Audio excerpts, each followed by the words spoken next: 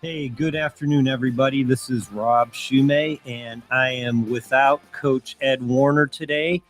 Um, Coach is, as you know, over in Germany in Dusseldorf, and he unfortunately has a press conference today at the same time. So we are going to go live with our special guest.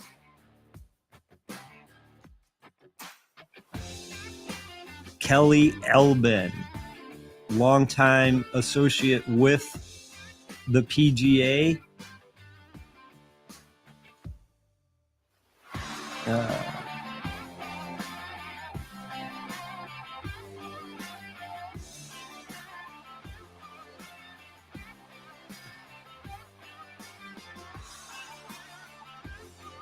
Kelly, how are you? Rob, I'm great. Thanks for having me. How you doing, man? I'm doing fantastic. Just having a little problem getting the up. There we go. My picture's up. Kelly, welcome to the show. How are you Thanks. today? I'm great. Hey, Rob, for any golfer, there is no better week than the Masters, right? Absolutely. You were And telling me you were there on Monday and the weather didn't cooperate, right? yeah, exactly. And here's a picture of us out in front of the famed clubhouse. Yeah. Um, we were there for about almost 4 hours before the rain kicked in, and they evacuated everybody. But in true Masters form, and maybe you had something to do with this, they graciously gave us tickets for next year for the Monday practice round. Well, I'm not surprised to hear that. I didn't have anything to do with it, but those at Augusta National Golf Club, they always seem to make the right decision. And remember something, Rob, this is a private golf club, and they have run that event. This will be the 89th Masters, and they run it a certain way. And so to make sure to take care of the patrons, as they call them, the experience for the on-site patron and the viewer on television is second to none when it comes to the Masters. Well, that's certainly true. And Kelly, I'd like to get to that in a minute because there are countless people who when they heard you were on the show, they had one question and one question only. Yes, sir. Who is going to win, and who do you think is going to be in competition to win? Yeah, it's the names coming in, Rob, are Scotty Scheffler and Rory McIlroy. And you and lots of people, myself, could make the case for either guy. If Scheffler were to win, he'd be the first repeat Masters champion since Tiger in 01 and 02. Rory, I've known Rory some through my involvement. I was head of communications for the PGA of America for about a dozen years. So I know Rory, like him very much, hope he wins. My pick is Colin Morikawa. And the reason he tied for third last year, he's had 3 consecutive top 10 finishes in the Masters. Rob, this is a guy who's also won 2 major championships, so he understands what it's like down the stretch. He won the PGA championship, he won the Open championship. He's a great ball striker. And what I mean in particular on that, his fairway irons, much like Scheffler, he is so accurate and pinpoint, kind of like Tiger was in his heyday, very much like Scheffler is today. I just feel like Morikawa is trending in a direction that I easily could see him wearing the green jacket come Sunday night in Butler Cabin. And I think he'd be a great champion, by the way. Well, one question with Morikawa that comes up is, does he have the ability to close it out when it's tight at the the last 4 or 5 holes? Always the question there, right? Scheffler clearly does, doesn't he? He's won twice. He's won 2 of the last 3. That last 9, look, man, it doesn't get any more strenuous for the elite player than that final 9 holes at Augusta National with the Masters on the line. As I said, he's proven being able to win at a PGA championship, by the way, in 2020, which was unusual, unique because it was held during COVID and there was no one there at Harding Park out in San Francisco. But then he did close the deal at the Open Championship, the oldest event in golf, really. I think he has it in him. Yeah, I think he can do it. But it's like anything else, right? You have to prove it to yourself and others to be able to show that you are the champion. And it's hard. It's hard, man. That's why putting on that green jacket is probably as much a relief mentally as it is the excitement that goes with it.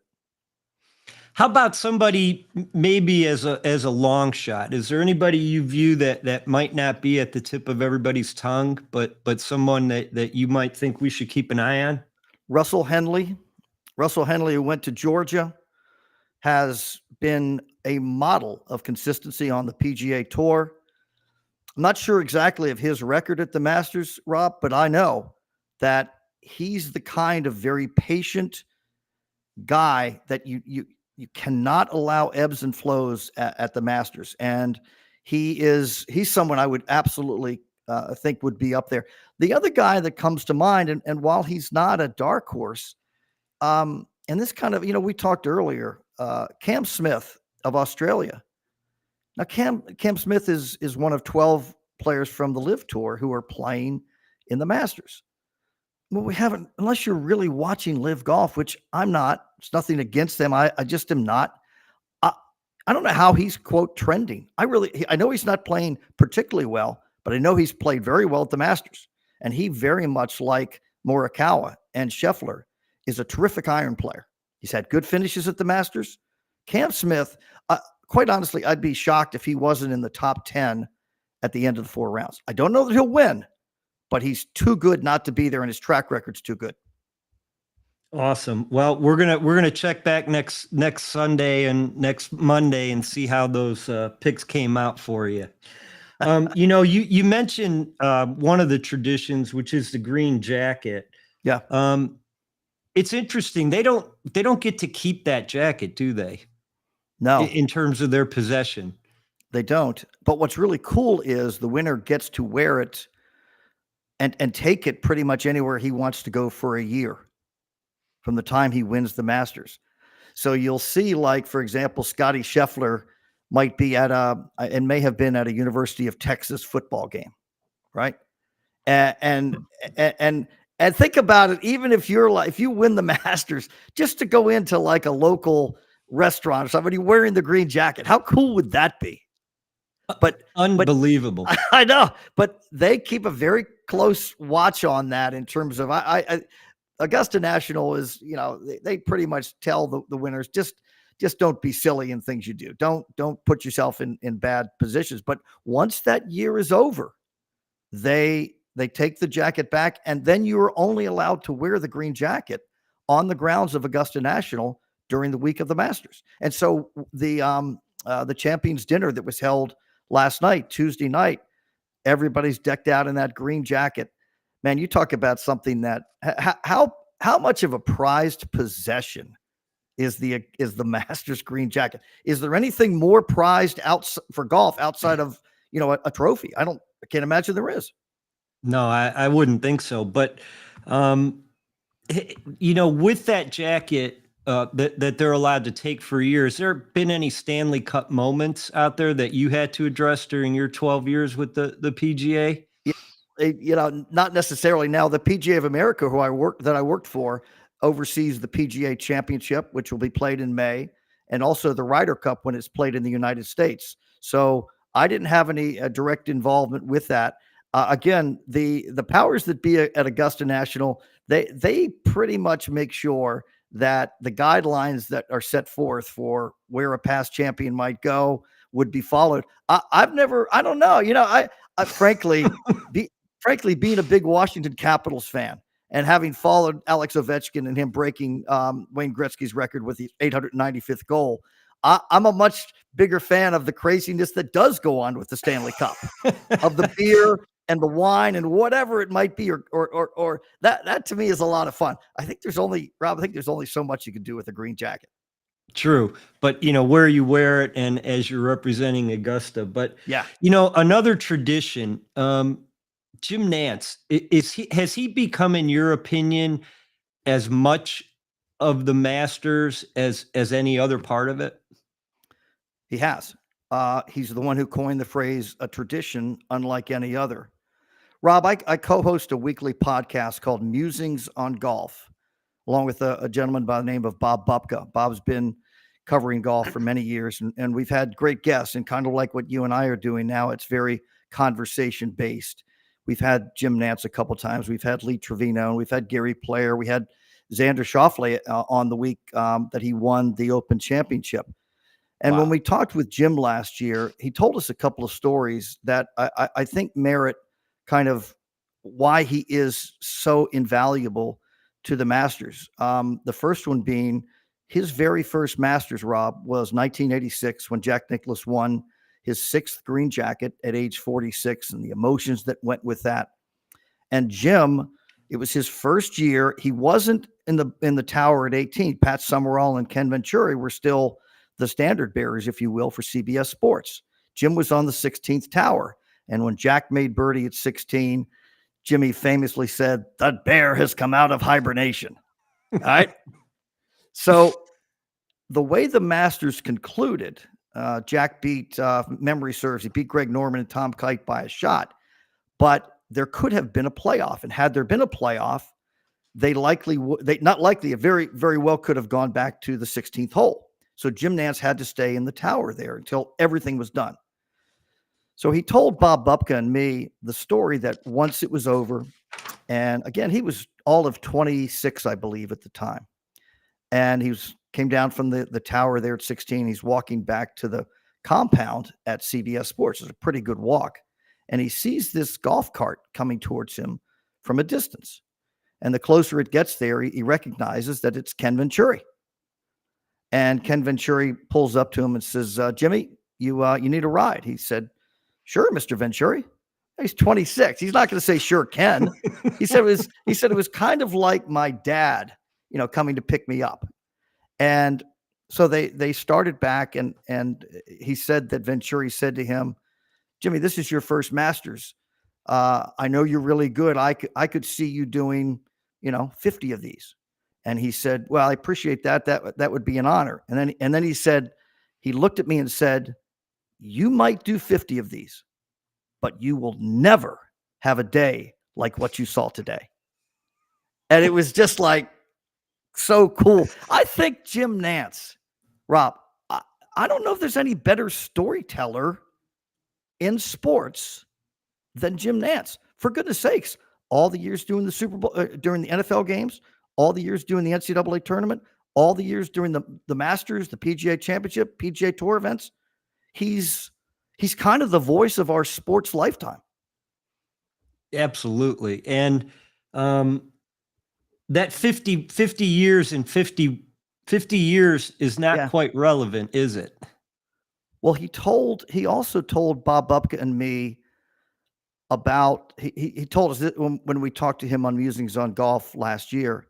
He said, "Guys, I'd love to get to 51 years." And I said to him, "Well, wait, why 51?" He said, "Well, let me explain." He said, I was emceeing an event for the great Jack Whitaker, longtime sports reporter, sports anchor for ABC Sports and CBS Sports.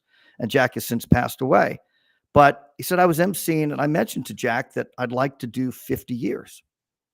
And he said, Jack Whitaker kind of paused and said, "Well, wait a minute, Jimmy, you need to do 51.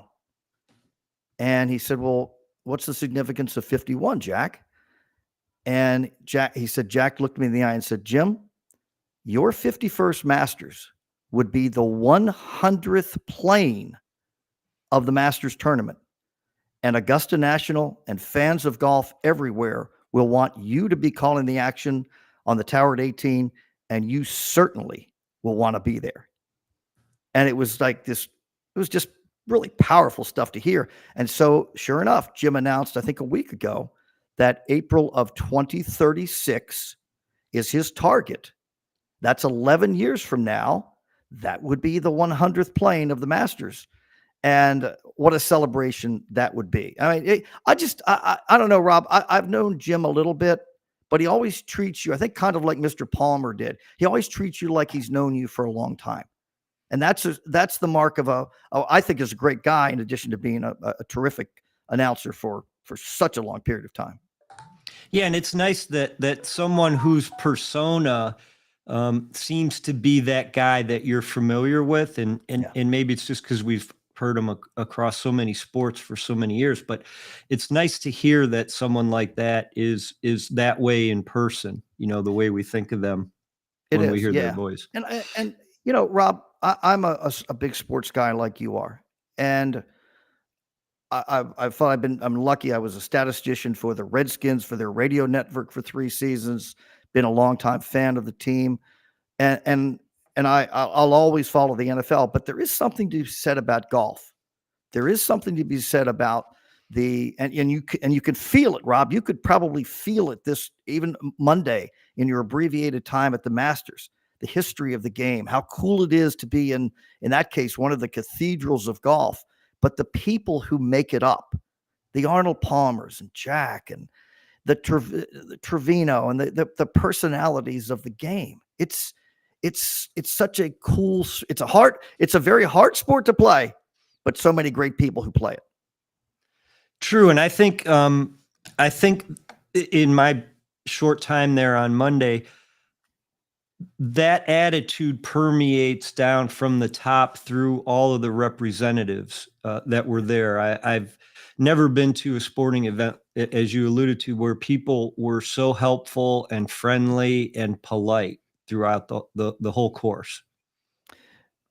The Masters started in 1934, and the great amateur golfer Bobby Jones, along with an investment banker named Clifford Roberts out of New York, were the ones who put it together. And Jones and the great Alistair McKenzie, the great golf course architect, co-designed Augusta National Golf Club. But it was always Jones who felt that the patrons, the people on site, had to be they were at the top of the food chain in terms of who they took care of. And you see it and you feel it, right? As you said, you feel it from the way you're treated and the respect that's there. By the way, were you allowed to bring your phone in? No, we were not. So their feeling, even to today, is you're going to the Masters to watch a golf tournament. You're not there to conduct business. You're not there to be talking with your buddies. And when it even comes to the food, the $1.50 for a sandwich or whatever, they take great care of the patrons on site. And then the viewing experience, you have 4 minutes of commercials per hour on, from ESPN's coverage on Thursday and Friday. And then over the weekend, they want the experience for the patron or the fan to be the best it can be. And it is. Well, a couple points to what you said. Yes, they did not allow us to bring a phone in, but they had phone banks throughout the course. Never had to wait. You could make a local call, long distance call, even an international call for no charge. There you go. How good is that? Remarkable. And as you said, the concessions, they could easily have dropped a 1 in front of everything on that price sheet. Yeah. And nobody would have thought twice about it. But no, not at all. And even when you go through the shop there, I know they did roughly $70 million in sales last year through their golf shop. And so basically $1 million a day over the 7 days. But you can only buy the merchandise there, Rob. And then you can ship it. So if you're buying $5,000 worth of merchandise and you're not going to trudge it around, they've got it set up where you got FedEx next door. You set it there, you fill out the forms and off it goes. And then you go out and enjoy the golf. Nance was right. It is a tradition unlike any other. It's unique. Hey, by the way, CBS has been broadcasting the Masters for 40 some years. They continue, Rob, to contractually. It's a year-to-year arrangement, and they do everything via a handshake. CBS does not pay Augusta National any money for the rights to air the Masters. The prestige that comes with it, of course, is fantastic. Now, Augusta National, through their 4 corporate partners, through their international TV arrangement, through the concessions, the merchandise, they will make $150 to $160 million off the Masters. But they find ways. Heck, man, even if you look at the Masters app, it's incredibly good. They find ways to reinvest to make the event the best it can be. Well, going back, you mentioned Nantz was worried about the 3-hole playoff. I was astounded to learn that the playoff system when the Masters started was radically different. Yeah. Well, I know that they had. You might want to educate me more on that. I know that they had for many, many years. It was a sudden death playoff, and Right.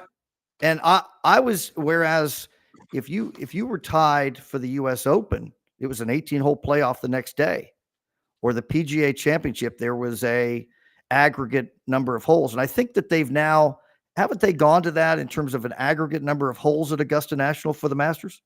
Right. Initially, in 1935, it was a 36-hole playoff. Is that right? Yeah, and then in 1942, Byron Nelson beat Ben Hogan, Right. and by then they had cut it back to an 18-hole playoff. So, and then hey, Rob, then TV became a factor, and Mr. Palmer became an influence in winning, and you didn't want to have to come back Monday. You wanted to somehow finish on Friday. And excuse me, on Sunday. Because you got the whole presentation at Butler Cabin, and you recognize the low amateur, et cetera. It's a big deal to the Masters. So they conceded, if you will. Remember, for a long time, they only showed the back 9 on Saturday and Sunday. They wanted to keep sort of that mystique among television viewers, and then they changed that.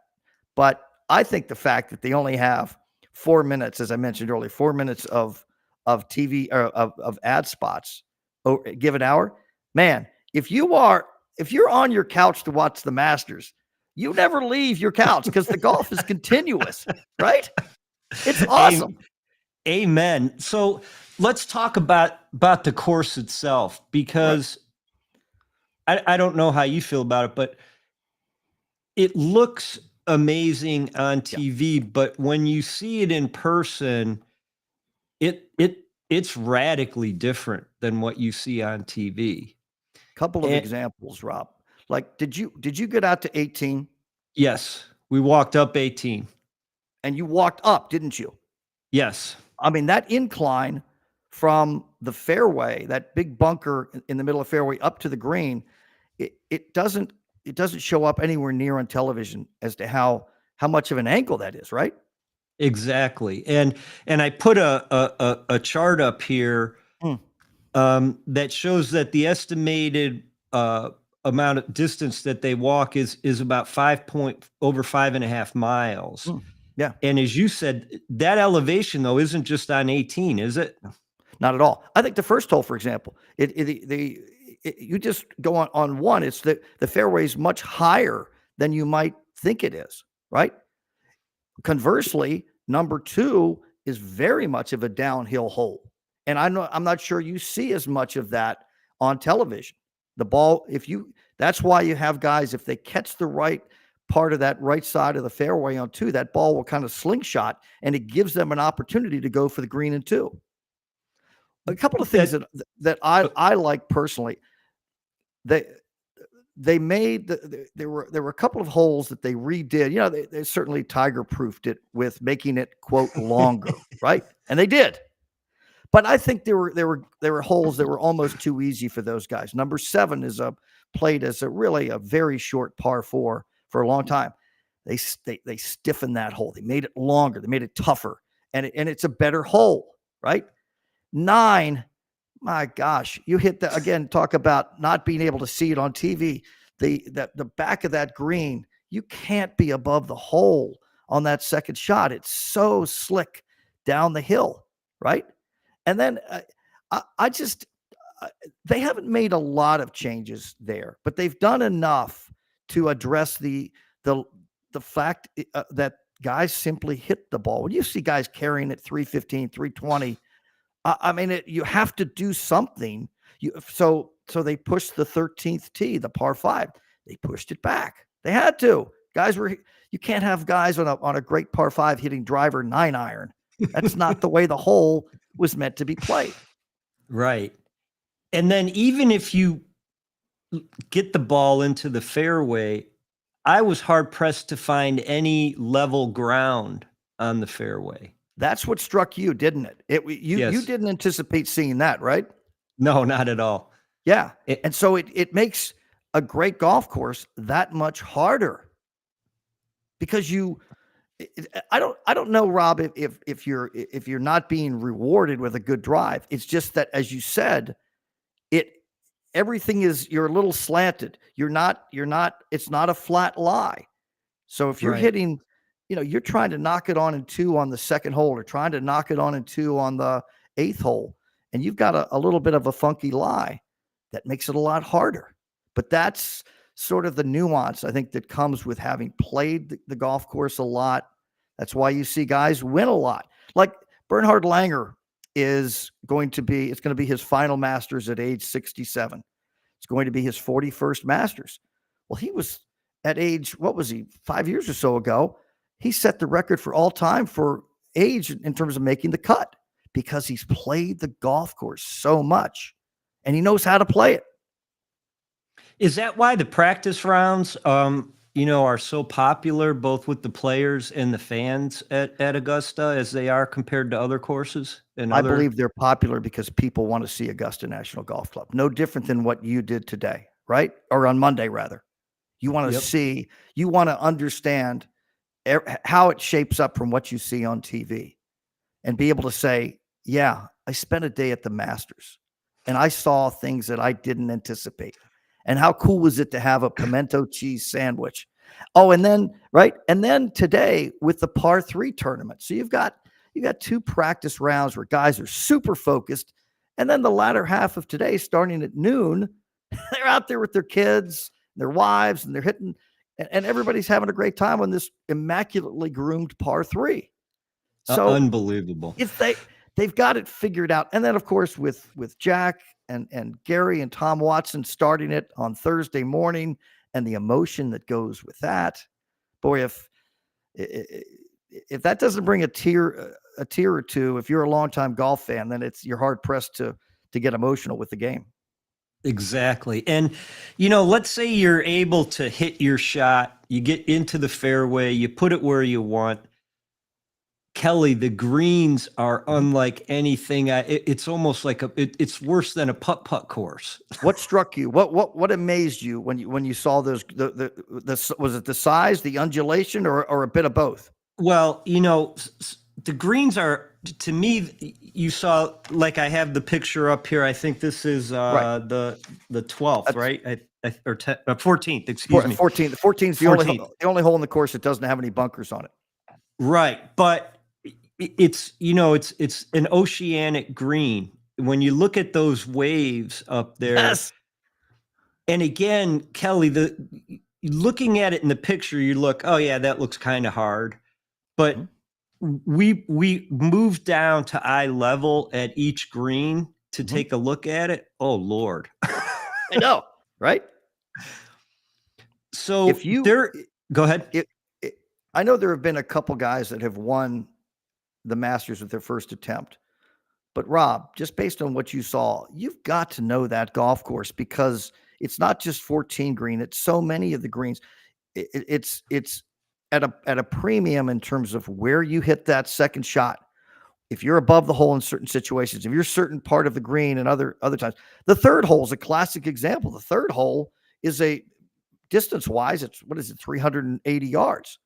But based on where the pin is on that green, you you don't want to be above the hole. You can miss the green easily. Then you're trying to make 4.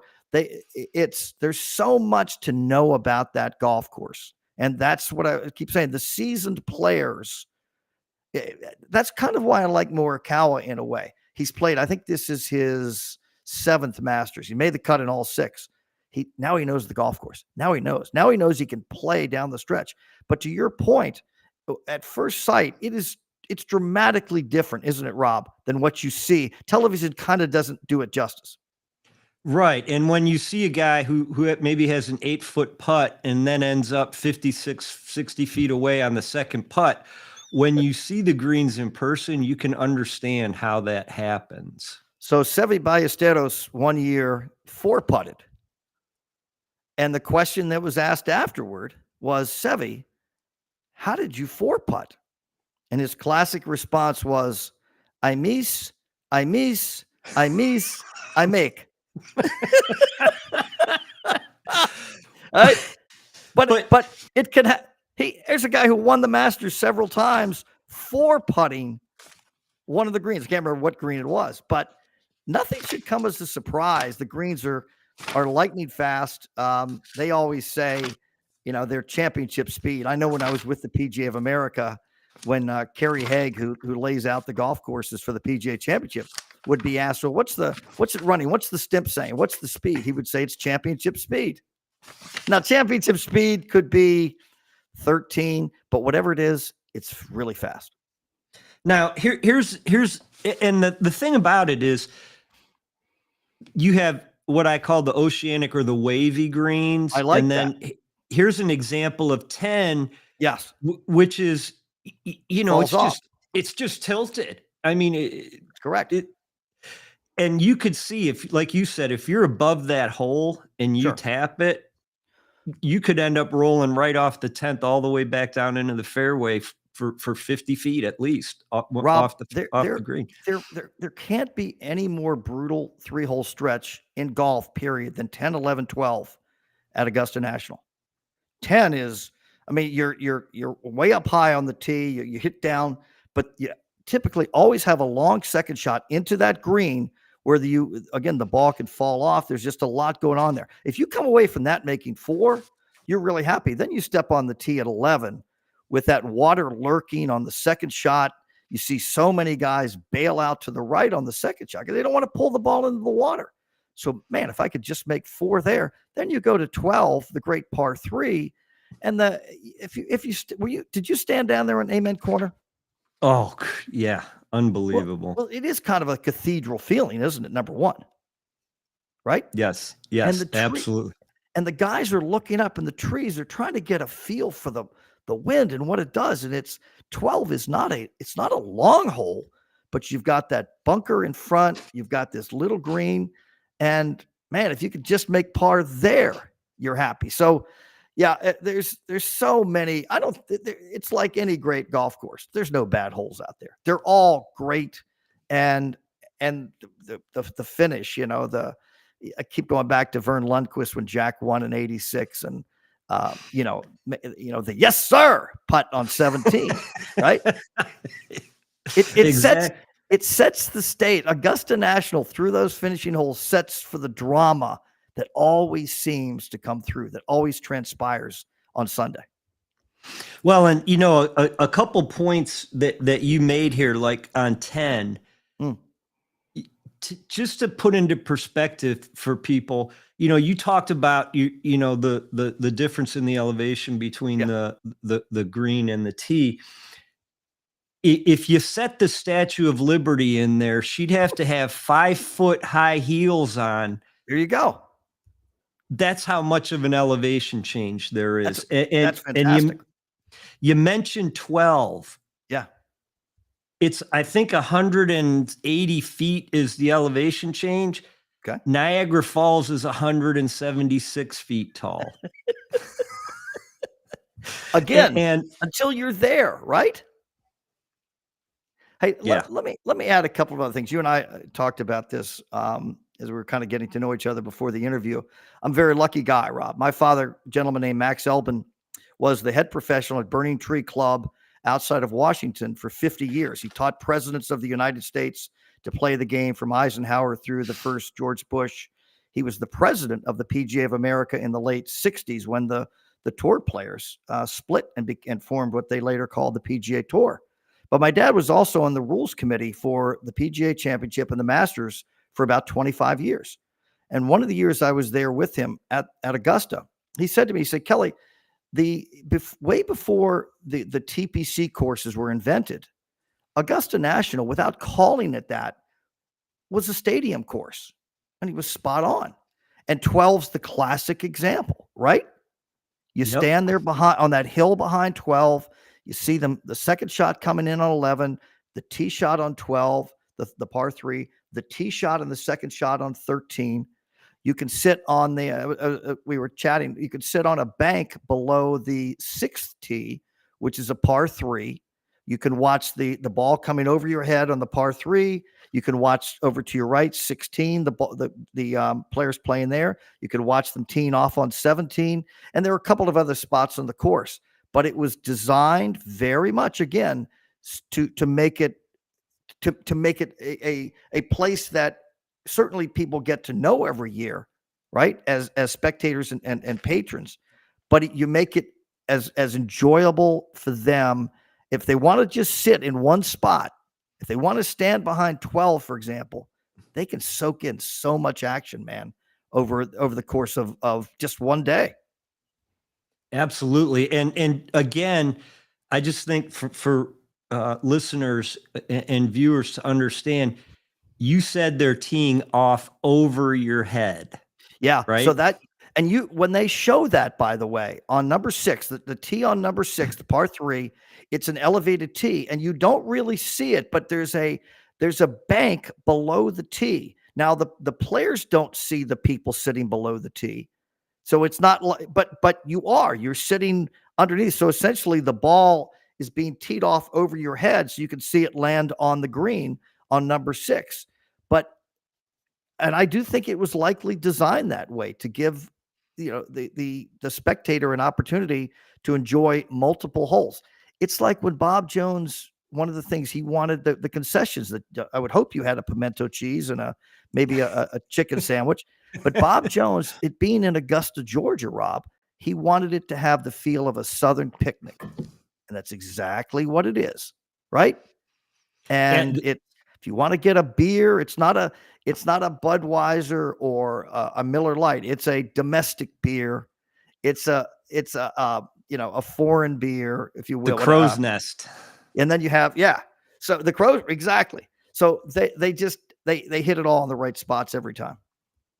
Now, it must be my age, or maybe I had too many of those beers, but there is an area, a hospitality area, Brucker's Corner. Berkman's Place. Yeah. And my understanding is inside Berkman's Place, they have recreated some of the greens back there that you can putt on you're there.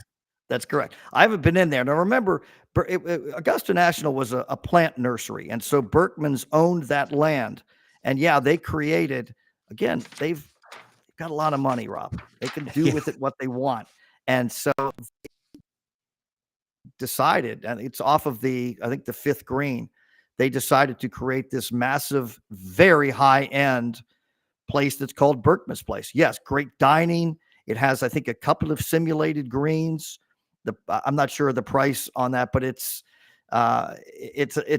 like any ticket to the Masters. It's a tough one to get, but they're smart that way, and they've created means by which now it's interactive. Right now, you can actually, as you said, kind of get a feel for what it's like to putt on certain greens and have a 4-star or 5-star meal with it. Now, I got to ask you this question: if you think there's any truth to this rumor, but are they so advanced with their course management that they can tighten the greens up or make them a little softer through their course management? Well, I'll try to answer this by saying they always want to have good speed to the greens. So they have a massive I can't remember the name of it, but a system underneath that puts air up. And so you had some rain on Monday, the day you had to leave the golf course early. That system, Rob, they don't want a moist golf course. They can, I hope I'm answering your question, but they can control their elements, if you will, through the sub machine that they have underneath of all throughout the golf course. So the greens are at the speed that they want. I can guarantee you, unless they have a rain tonight, those greens tomorrow will be as if there was no rain at all on Monday. What? They have that. I hope that answers your Yeah, well, question. ironically, as we were walking around the course and, it was intermittent rain on Monday until they called it off. We noticed a number of places where there might have been, a discreetly placed grate or something, and you could just hear fans running. Yeah. So another rumor that I heard is they have a mathematical formula on these greens that they have 4 hole placements that they could go. They could make, 2 that would make it for a birdie and 2 that would make it difficult to get a par. Yeah. Oh, I'm sure that's the case. Yeah. And there you're always going to see kind of 4 quadrants of every green used over the 4 days of the tournament. But you're also going to see on 16 that pin placement in the sort of the lower left part down by the water is always going to be there because the ball can trickle down. They want to create the excitement and the drama. But yeah, that's pretty much standard fare for any major championship setup. You want to utilize all 4. Like 16 is a good example. You may see the pin one day will be up on the top right shelf on that par 3. It might be back one day and then sort of on the front. So you're taking advantage of all 4 of those. But that's, and what 16 is just one of the coolest. Hey, we haven't even talked yet about, Tiger's chip in on 16. What was that in 05? Right. And where that ranks, right? I mean, you have Nicklaus winning at 86 at age 46. You have Tiger in 05 chipping that. I mean, it's one of the, hey, Rob, it's arguably the greatest single shot in major championship history. I was going to ask you, at least certainly the most iconic. Yeah, I was going to ask you in Masters history, your opinion of, the greatest shot. Well, Gene Sarazen made the double eagle on number 13 way back, but nobody saw that, if you will. It wasn't televised. Right. Tom Watson, when he pitched in at Pebble Beach on 17 to beat Jack in the U.S. Open, certainly comes to mind. But the sheer drama of the moment, right? And then the ball and Vern making the call, maybe. And, in your life, have you ever, as the Nike logo stays there for a split second and then drops, it was the greatest. To me, that one I think Tiger's 3 of the 4 all time that I've seen. Jack in 86, Tiger winning by 12 shots, setting the all-time record in 97. Yep. Then that 05, he wins in a playoff. And then in 2019, after all the injuries and all the stuff he kind of put himself through to somehow, some way win again. Those are the 4 that come to mind. By the way, I don't know how you feel. And I live down in Palm Beach Gardens, Florida, and I'm not far from where Tiger lives. I just kind of wish, Rob, it would be the end for him. And I think it's okay if it is, all of these injuries and all of these surgeries, for goodness sakes, at some point, enough. Yeah. And I agree with you. And when you go back to kind of where we started this, when you look at the topography of this and somebody who has those types of injuries, to walk 5.5 miles up and down, taking, 270, 280 strokes to win this, you got to be in shape. You do. And that's why, he somehow made it through a couple of years ago, but he'll be 40, 49 or 48. He's already, anytime you hear somebody already kind of alluding to the senior tour, the PGA Tour champions, then that maybe he's starting to realize that the best days are done as far as competing for majors. But also, Rob, you can't compete for major championships if you just show up for the Masters. It doesn't work that way. It just doesn't, So Yeah, I hope that's the case. I saw he did not attend the champions dinner the other night because of, like you're talking about, his his leg and his health. But boy, what a great champion! I hope one day that he's one of the honorary starters. I know that would mean a lot to him. That's far off, but I would think that would happen. Are pros like Tiger generally members of Masters, or do they become members? Or They are honorary members of the okay. club. So yes, they by winning the Masters, they're an honorary member. Now I'm sure that the privileges are probably different than your rank and file members, whatever they may be. But if they want to go play the golf course, they certainly can. And I'm sorry. And they're welcome back anytime. And I know the PGA also announced this past weekend, in conjunction with Tiger, they're creating a par 3 course that's going to be a municipal course for the city to use. So that's going to be interesting to see how they develop that. There's a golf course called the Patch, which has been played by a lot of African American caddies and a lot of other blacks in Augusta, and it really was really not in any good shape. And the club got involved, and as it should, as it's very much it should be a steward of that area.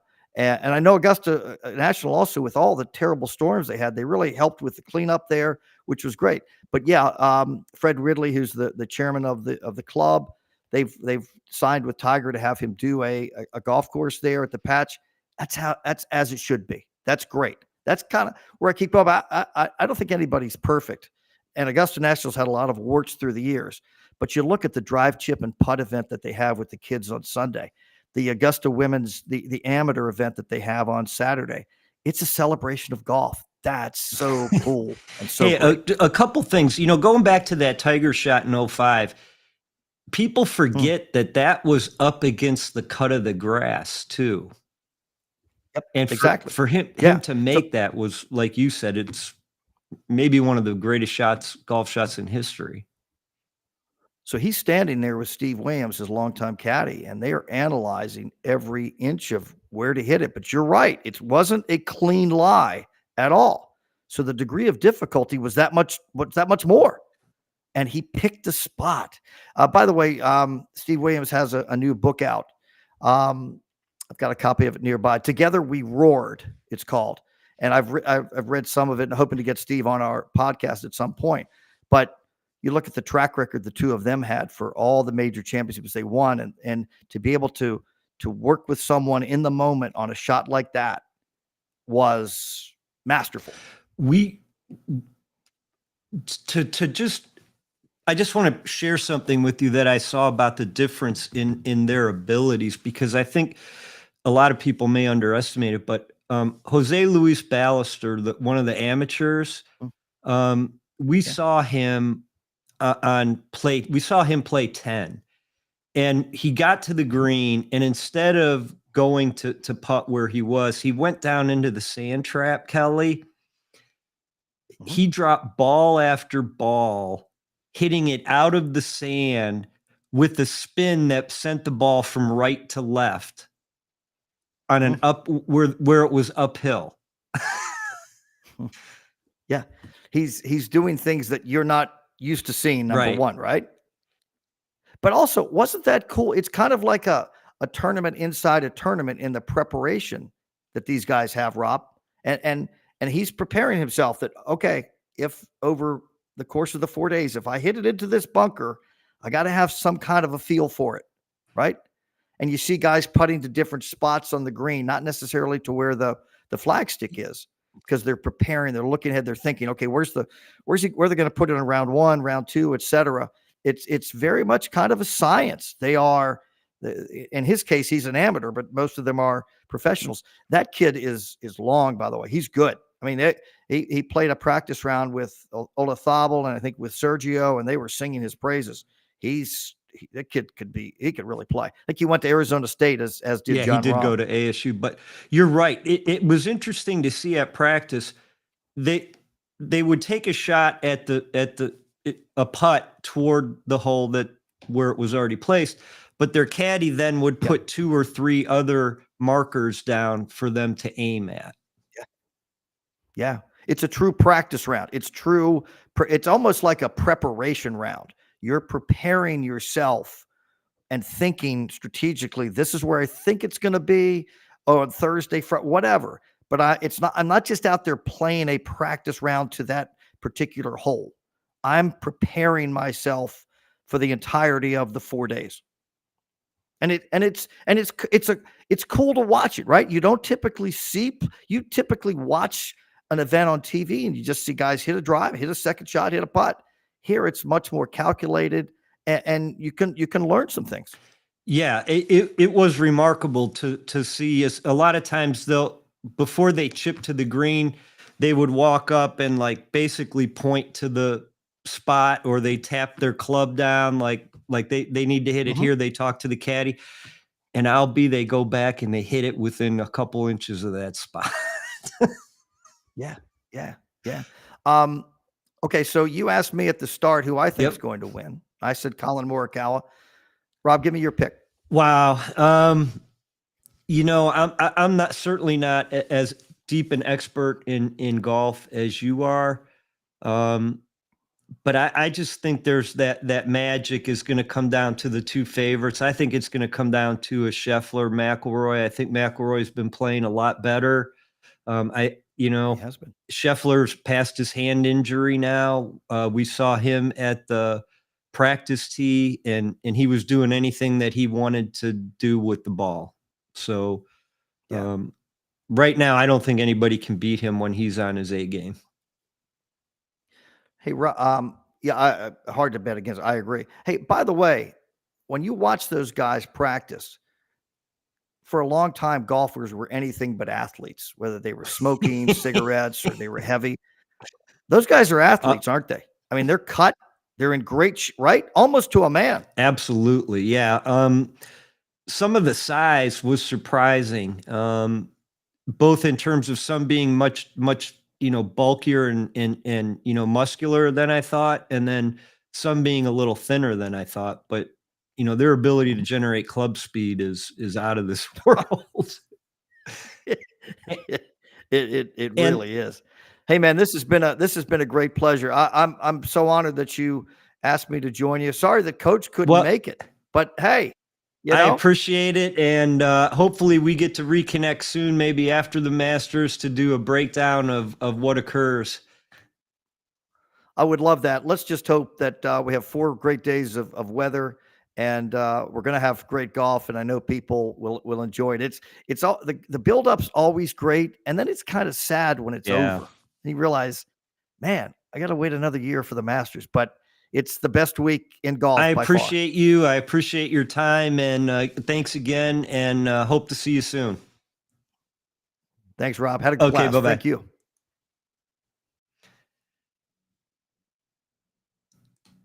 Well, everyone, what an amazing event. If you haven't had the chance to go to the Masters, I urge you to. It should be on one of your sports bucket lists. The Super Bowl, the Kentucky Derby, but the Masters is up there. And I'll tell you, everything that Kelly said, 100% true. Everything is geared toward the spectator. The prices, $1.50, $2 for a sandwich. I think beers were $4 or $5. No, certainly no more than that. When you walk, it was pouring down rain, and we never encountered a place where there was mud. Walking either on the fairway, even in the rough, there was zero uneven ground. It was like walking on a carpet laid in your house. So if you do get the chance to go, even if you're not a huge golfer, do not pass that chance up. It's awesome. With that, I appreciate you guys listening, and we'll be back next week, hopefully with Coach, and we'll get an update on the European Football League and how the Rhine Fire is doing. Appreciate y'all. Thanks.